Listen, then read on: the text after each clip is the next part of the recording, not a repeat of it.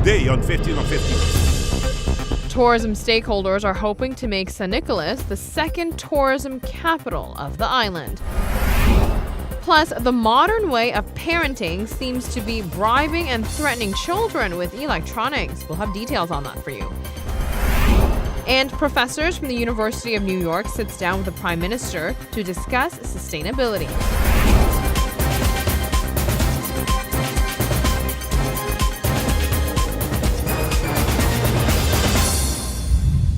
Hi everyone, thank you for joining us. I'm Yentl Lieuw. The government is in partnership with Aruba Investment Bank to develop San Nicolas into the second tourism capital of the island.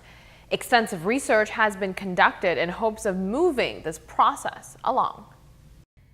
A meeting took place with the Minister of Tourism, Anmar Odeber, the Minister of Economic Affairs, Mike de Meza, along with representatives from AIB. Aruba Investment Bank conducted extensive research in San Nicolas. Surveys as well as conversations took place between the researchers and merchants, possible investors, as well as residents of St. Nicholas. The data collected were inserted into a report given to the government of Aruba. Results show possible investors wants the government to further invest in the infrastructure of St. Nicholas, especially within the Main Street area. Further incentives to conduct business in St. Nicholas were requested as well. The Minister of Tourism mentioned the goal is to transform the upper part of the island into how New Orleans operate. The objective is to have the entire Caribbean culture of Aruba oozing from this particular area. The intention is to make St. Nicholas a truly distinct tourist attraction. The ministers did, however, acknowledge one setback when progressing the plans in St. Nicholas, and that is the prostitution business. The owners of the bars are willing to relocate the industry. However, the government has not allocated a budget to purchase the buildings. Stakeholders are in talks with the merchants to emphasize on the bar aspect of the business, perhaps opening up the bar part more extensively. If all goes well, there will be a change in concept when it comes to the oldest profession in the world. And last week, we had Jim Heppel from AHATA discuss in details regarding the new beach policy. There is yet another area of concern regarding Aruba's public beach near the high-rise hotels. There is a misconception when it comes to the island's judicial system.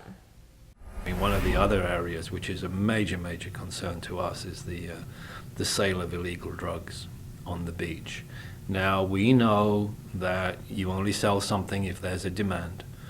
And unfortunately, in the minds of a number of our visitors, they basically think Aruba is part of the Kingdom of the Netherlands. The Kingdom of the Netherlands is very tolerant when it comes to drugs. Therefore, they will say, well, aren't you part of the Netherlands? So can I not just get easy access to drugs? And we say, well, no, that's the Netherlands, and this is a separate jurisdiction altogether. And we have certain rules and regulations, and purchasing those drugs is illegal. AHATA has voiced their concern to the government as to how the situation has evolved. The new beach policy doesn't directly tackle the issue. However, there are certain things set in place that helps. Well, only in as much as you're going to have a stronger beach police, you're going to have stronger regulations, and hopefully you're going to create a complete environment of regulatory enforcement and control, which is exactly what we're asking for, and that should be part of it. Let's kick the week off by learning about Aruba's infrastructure as well monuments. Take a look at La Casa Rosada, also known as the Pink House. This merchant's house is one of the few still existing town country houses. It was most likely built by Mr. Habibe, who was a trader with aloe products. This building dates back to 1904. On the ground floor, there is a shop, and above is the house that is accessible through an outside staircase. This building shows clear features that country house style from Curaçao. The building was named Casa Rosada by the beautiful pink color that it was used. La Casa Rosada is not accessible to the general public. In other news, Aruba may not have taken home the Miss Universe crown, but we did get some extra publicity. Here's how. It was a night filled with glitz, glamour, and of course, beauty. Although Aruba's representation didn't make it through any of the rounds, the island's carnival costume did make it in the spotlight. Well, Aruba happened to have her dressing room right next to mine, So I thought I would take this and then add a little Canada hockey stick. Seen here, the host of Miss Universe, Thomas Roberts, wore the national costume of Aruba on stage and said that his dressing room was close to Miss Aruba's, so he borrowed it to show it off on stage. These are heavy. Anyway, do you like this? He mentioned it was one of his favorite costumes and did complain a little bit about the weight of the costume. Win Best National Costume Fan Vote. Like this one. This is kind of a mishmash of two of my favorites. I know, I'm going to keep my hockey stick away from you. Not sure if Mr. Roberts would be able to walk in the parade for hours wearing the shoulder piece if he's already complaining about how heavy it is. The host chose Aruba's costume amongst more than 80 others. That puts things into perspective. On that note, we will be right back with fresh new lifestyle topics. Stay with us. When we return, meet the best ball boys in the world.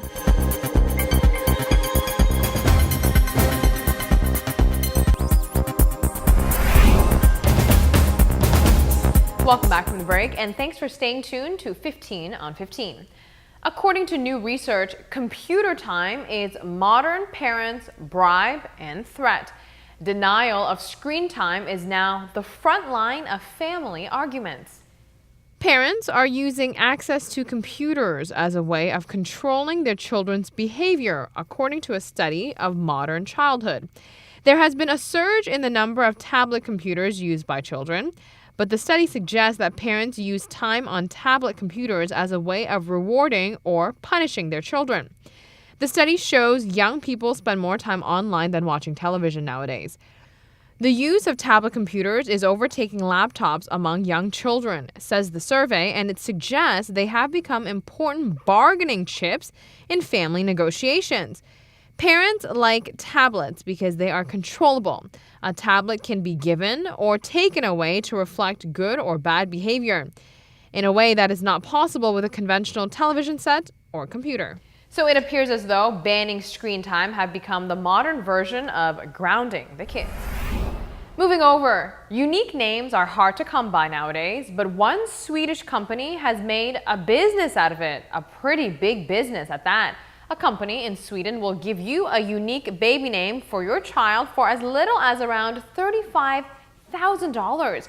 Yes, you can either make a down payment on a house and build your family, or you can just have a great name.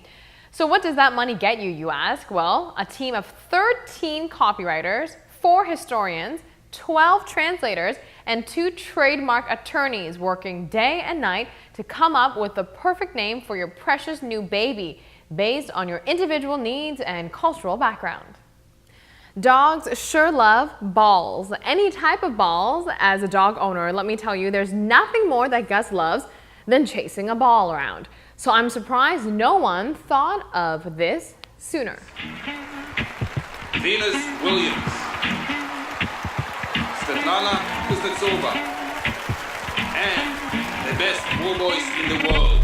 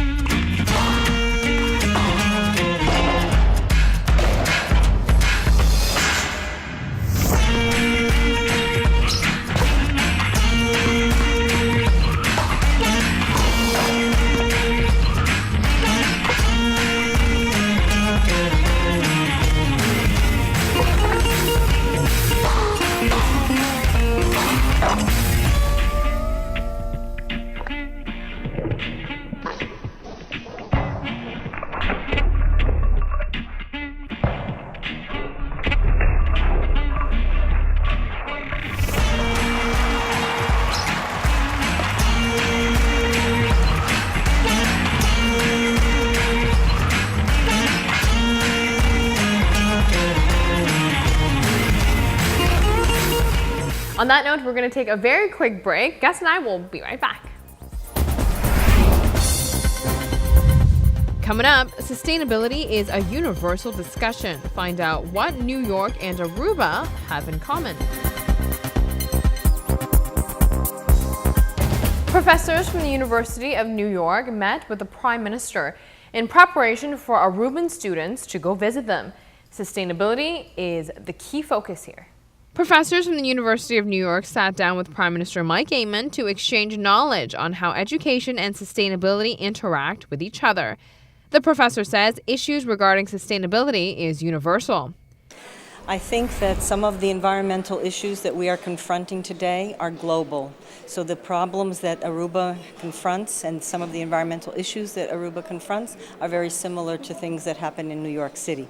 So we have a lot to learn from each other and to provide resources to each other. It was a very healthy exchange. Environment issues were discussed within the conversation. Ms. Lieuw says she sees potential in Aruba as a leader in sustainability, but it starts with the schools and students. Well, these topics were discussed during this meeting, especially as they affect education and how IPA and other teacher education programs can play a leading role in providing sustainability education. And I think that there's an opportunity here for Aruba to be a change agent and a trendsetter, and they can show the world what they can do to bring about more sustainability. 6 students from Aruba will be visiting the New York University. The ultimate goal is to have the students bring back fresh knowledge regarding sustainability. Prepare for a visit from 6 of your students who will be coming to New York University. So this is a long-term project that Rosa Pietanza has been coordinating, and we want to work towards integrating more sustainability into the exchange. So this was a very important visit for us to understand the context in which the students here teach and learn. Professor Mary is impressed that the island has a leader with such focus towards sustainable efforts.